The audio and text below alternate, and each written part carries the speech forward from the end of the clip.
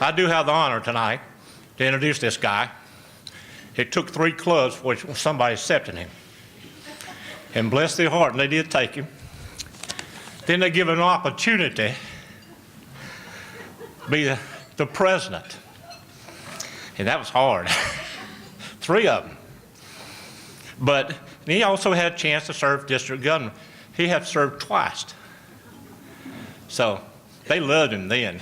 The other 2 clubs didn't. They were glad to get him out of Michigan.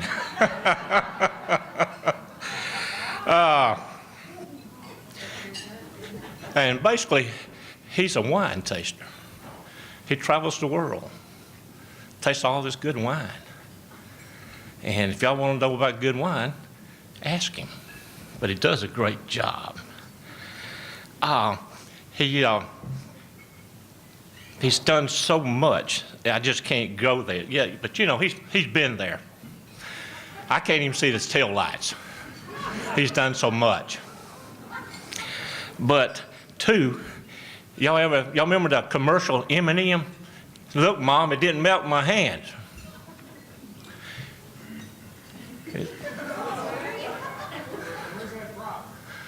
I lost the prop. Y'all just picture this of him in tights.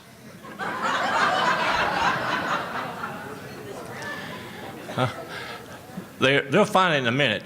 They'll show it. But this is the fun part.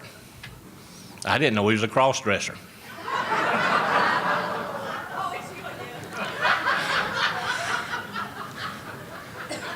They embarrassed to show it. But especially Minnie Pearl. Howdy! But they're going to show it in a minute, and y'all get a kick out of it. I went to Walmart today, but I couldn't find a size to give to him. And they didn't have no tags hanging on the hat, you know. But it is an honor tonight to introduce our governor-elect for Rotary International Board. So if y'all would give a warm hand, stand up and give them a welcome.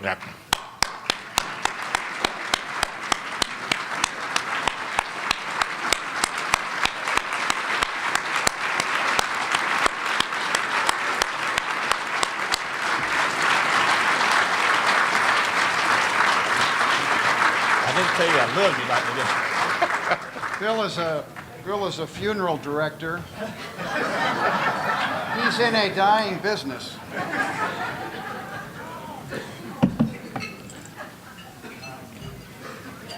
I guess you couldn't find the pictures that I thought were going to be up here. M&Ms, right?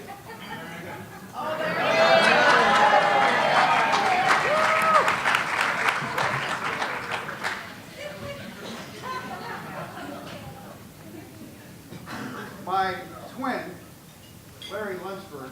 Your mic is on. Your mic's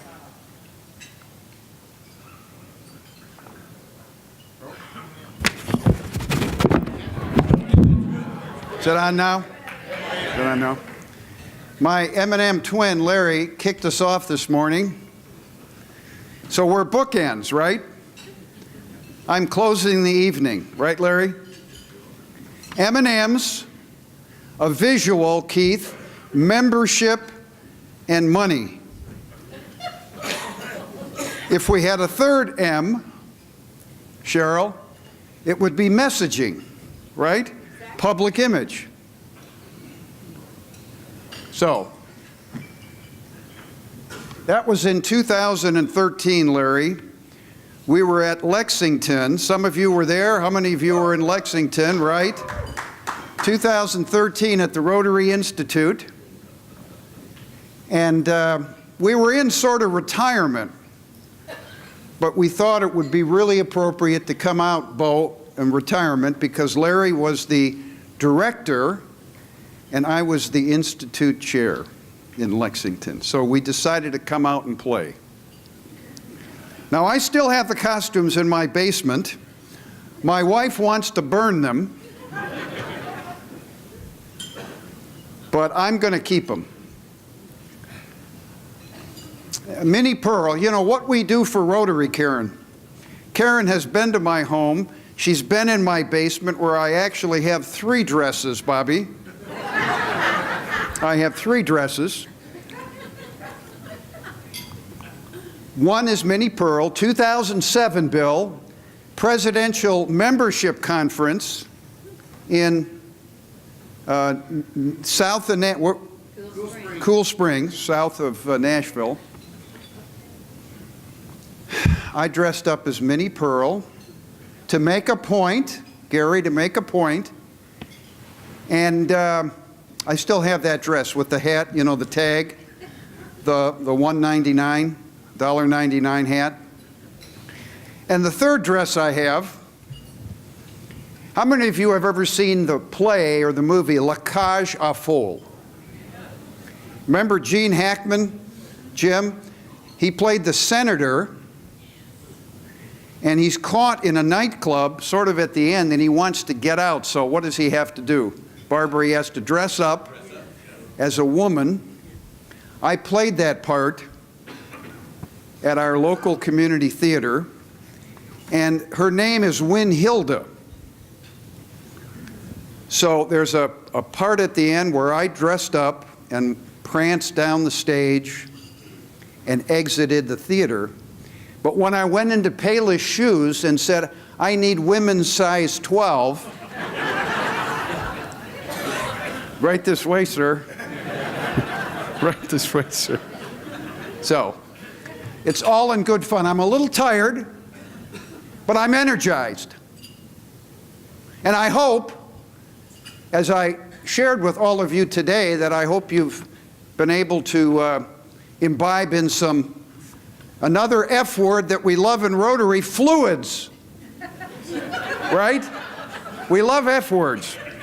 And in the session we did today, we talked about a bunch of F words. But you know, the reason these sunset clubs, Larry, are sprouting up all over the United States is because they meet from 5 to 6 or 6 to 7, usually no meal, in a bar. Now my 2 kids, grown children, belong to the St. Clair County Sunset Club. Ron is going to be going there, Karen. And they are, as I said to some of you earlier, a drinking club with a community service problem.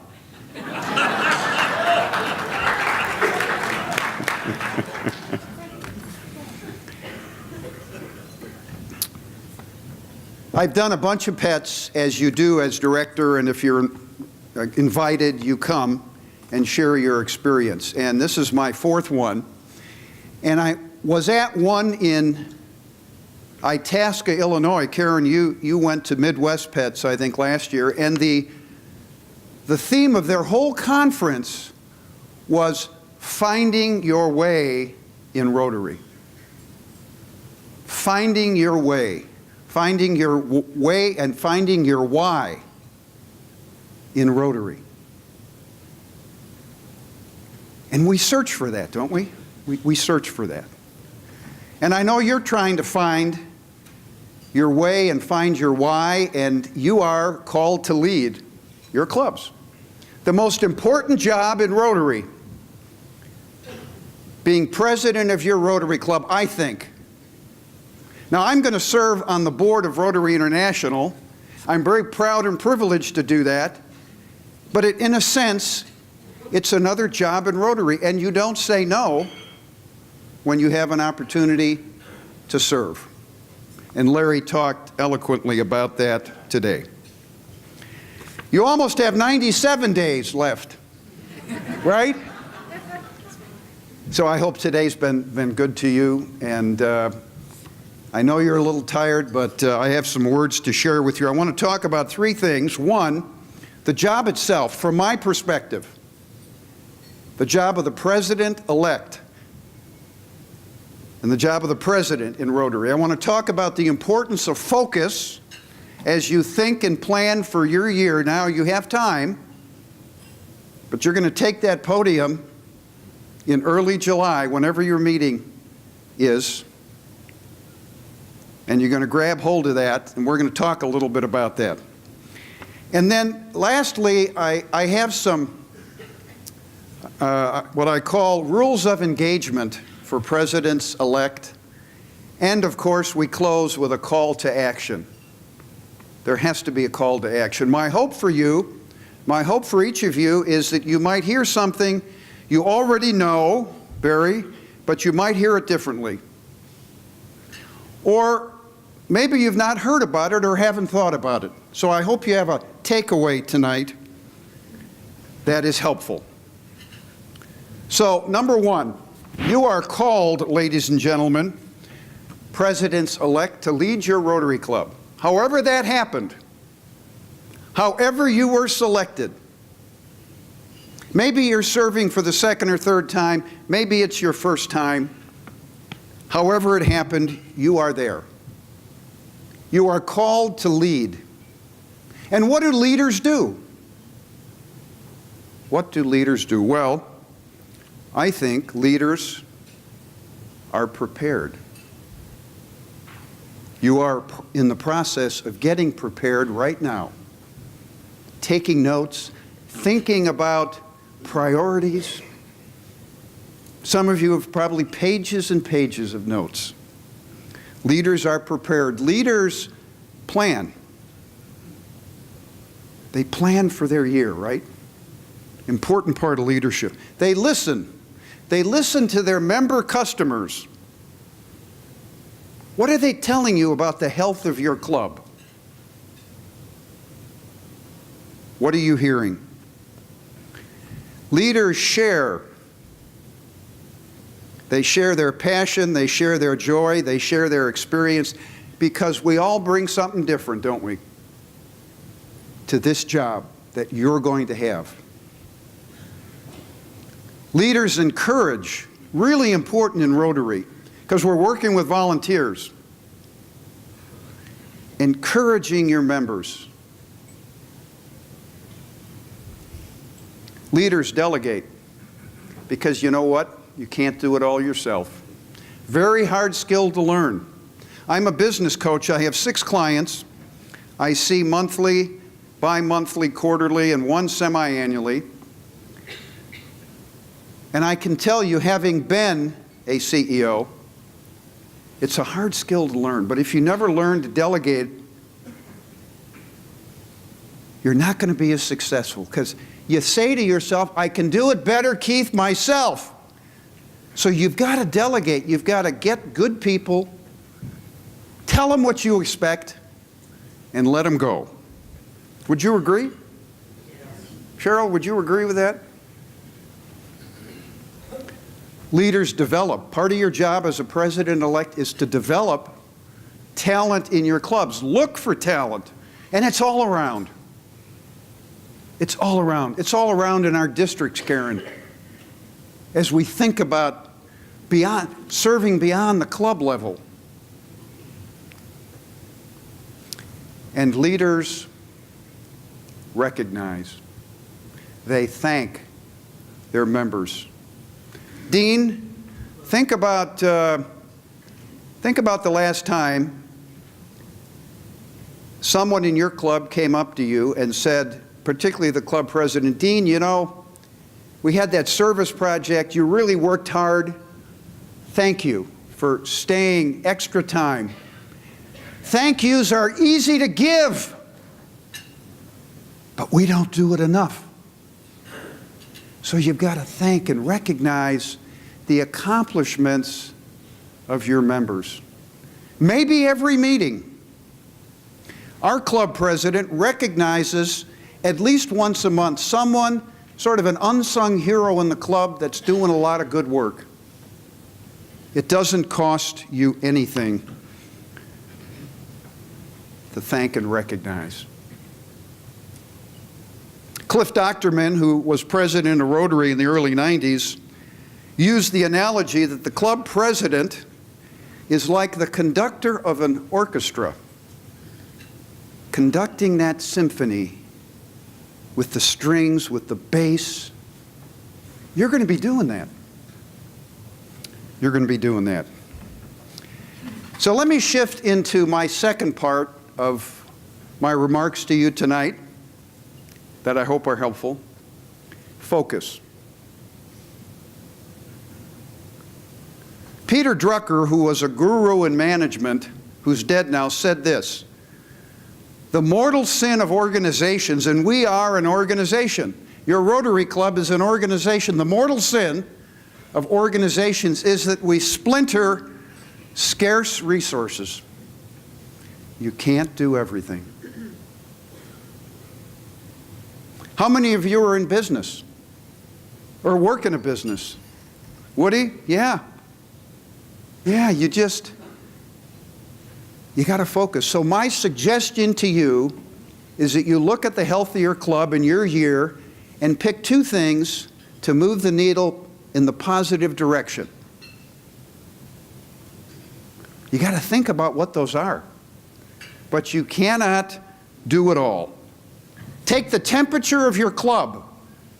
What is the health of your club, as I shared with 6780 today in the membership session?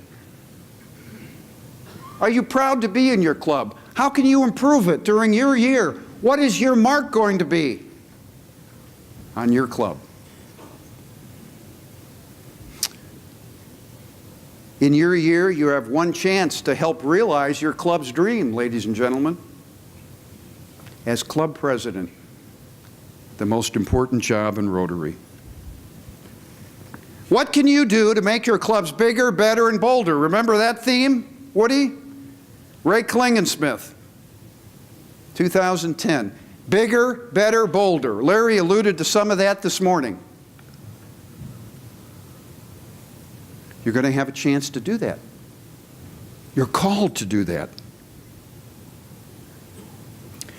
Ask your members how they feel about their club. And Brent Rosenthal has been speaking about this issue. Members are our customers. See, if we look at our Rotarians in our club as our customers, it's a different mindset. You are in business, and if you lose a customer that you work so hard to get, how do you feel if they leave you? Ooh, man, not only is that revenue gone, but it's the relationship that I worked so hardly to get. So it's a little bit of a shift. Think of your members as your customers. You want to satisfy your customers during your year. And one of the ways to do that is maybe ask them how they feel.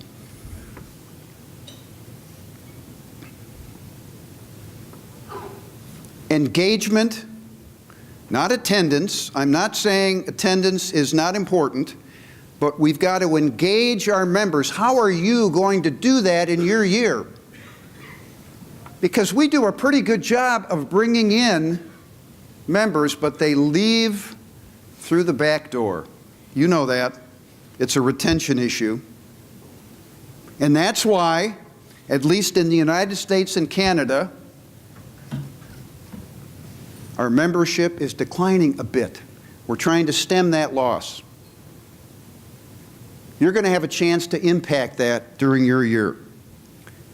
Remember the flexibility the Council on Legislation provides you to think differently in your club. You don't have to meet weekly, you don't have to meet weekly.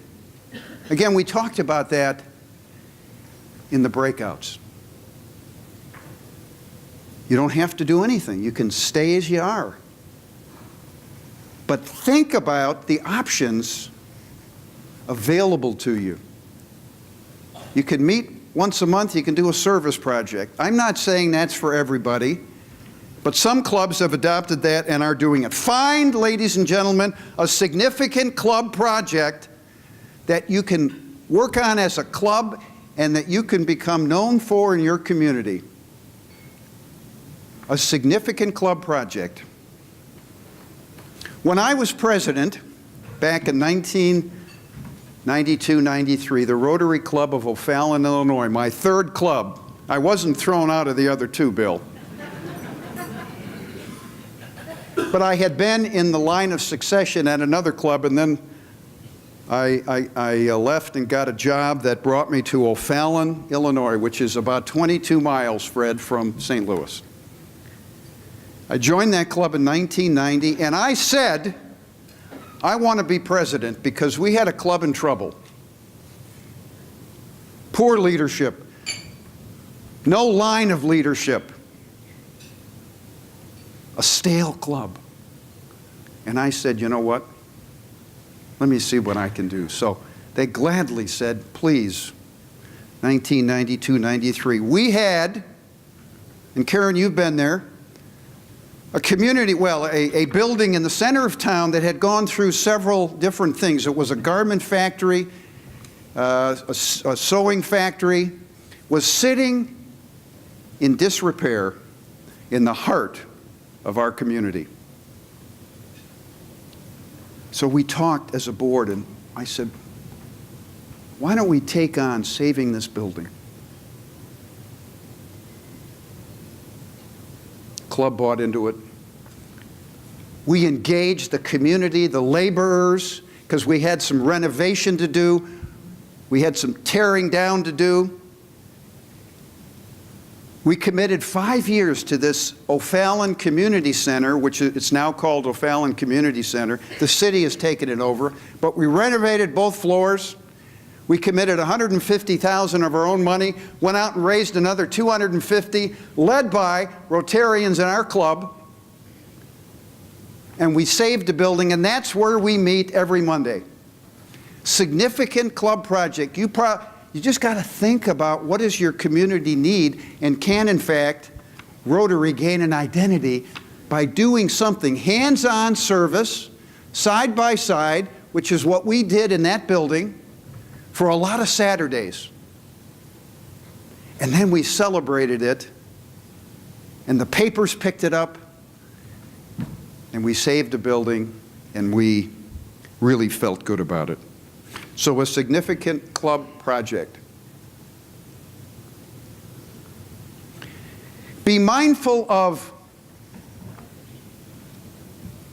what we're providing our members, huh? What are they getting for their money, time, and energy? What are they getting, folks? What's their return on investment? The product that we offer is what? The product, our Rotary product, is the club experience. Every week, they're experiencing Rotary. They're not going to come to PETS, most of them. They're not going to go to a district conference. We'd love them to. It's the club experience that you are offering them. What is that experience? So, I want to close with some rules of engagement. Presidents-elect. Rules of engagement. Show up, be on time, act like a star when you grab hold of that podium in July. The greatest ability is dependability. Kurt Bergwell said that. Believe in yourself, ladies and gentlemen, as a leader. Stand up straight, take your hands out of your pockets, act like you know what you're doing. Show an attitude of confidence, very important. Your club members are looking for that. Sharon Fanning said, be yourself, Dwayne. Everybody else is taken. Right? You all have different gifts and different abilities. Run a good meeting. I said this today, you know, Rotarians want a club president that's prepared and runs a good meeting. Spectacular achievement is always preceded by spectacular preparation. Clergyman Robert Schuller said that. You got to prepare. You can't rush in 5 minutes before the meeting. Oh, we got to do this. You got to prepare. You got to take some time because people will see that. and you'll feel better. Be enthusiastic. You see, enthusiasm is contagious. Start an epidemic in your club. Don't fret on what you can't change, but remember, when you're through changing, you personally and your club, you're through. Listen more than you talk. Set goals. Be the example. Focus and follow through. Isn't it funny? The harder you work, the luckier you get.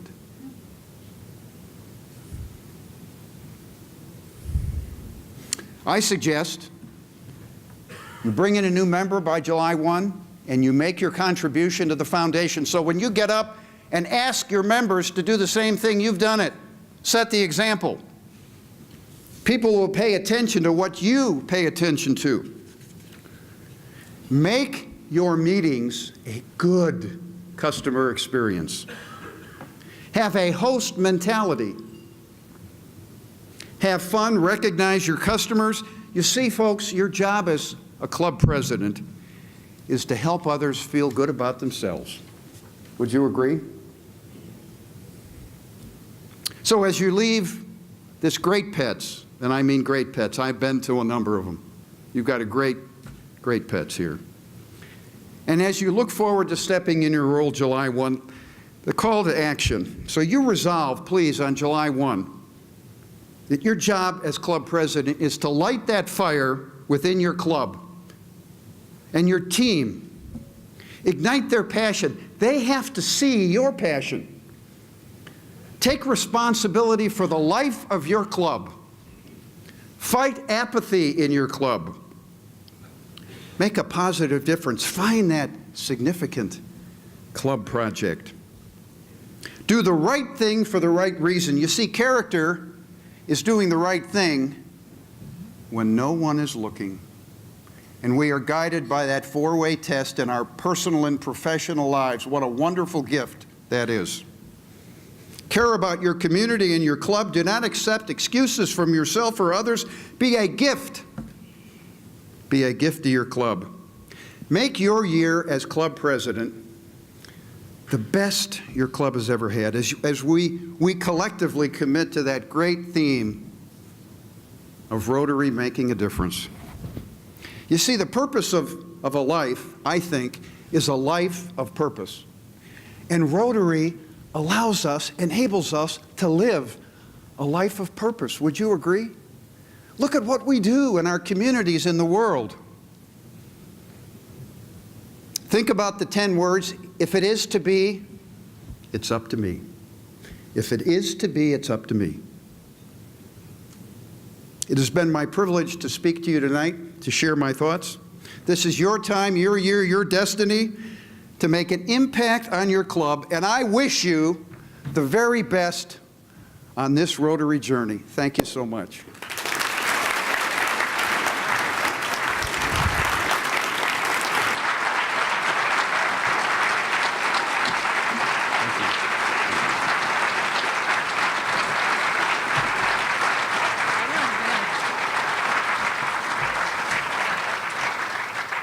Thank you.